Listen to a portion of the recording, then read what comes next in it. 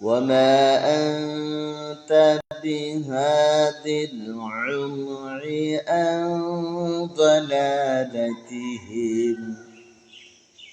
إن تسمع إلا من يؤمن بآياتنا فهم মুসলিমুন।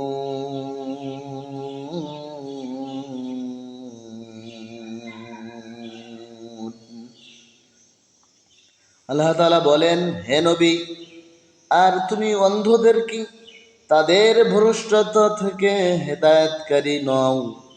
ওয়ামা আনতা বিহাদিল উমি আন দালালাতিহিম, হে নবী, তুমি অন্ধদেরকে তাদের ভ্রষ্টতা থেকে হেদায়েতকারী নও। ইন তুসমিউ ইল্লা মান ইউমিনু বিআয়াতিনা, তুমি কেবল তাদেরকে শোনাতে পারো যারা আমার আয়াত সমূহে ঈমান আনে। তুমি তাদেরকে শোনাতে পারো যারা আমার আয়াতে ঈমান আনে। বিআয়াতিনা ফাহুম মুসলিমুন,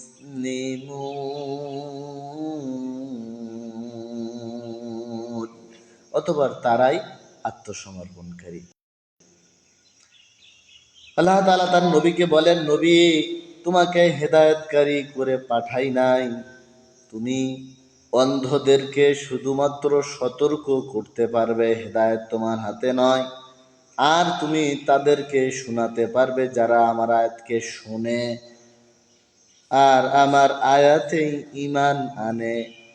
যারা আমার আয়াতে ঈমান আনে প্রকৃত অর্থে তারাই আত্মসমর্পণকারী তথা তারাই হচ্ছে মুসলিম।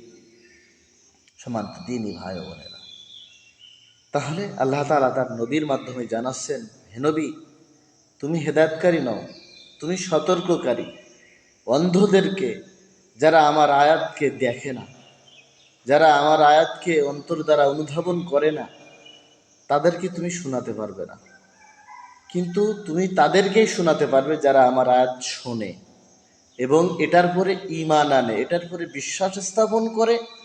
আর প্রকৃত অর্থে মুসলমান তারাই যারা আমার আয়াত শোনে এবং এটার পরে ঈমান আনে। আল্লাহ তাআলা নিজেই বলছেন, ফাআনতুম মুসলিমুন, যে আত্মসমর্পণকারী মুসলমান তারাই যারা আমার আয়াত ঈমান আনে এবং আমার আয়াতকে শোনে। এজন্য আমাদেরকে আল্লাহ তাআলার আয়াতের উপর ঈমান আনতে হবে, বিশ্বাস স্থাপন করতে হবে, তাহলে প্রকৃত অর্থে আমরাই আত্মসমর্পণকারী হব। আল্লাহ তাআলা আমাদের সকলকে আত্মসমর্পণকারী, পরিপূর্ণ ঈমানদার মুমিন মুসলমান হওয়ার তৌফিক দান করেন।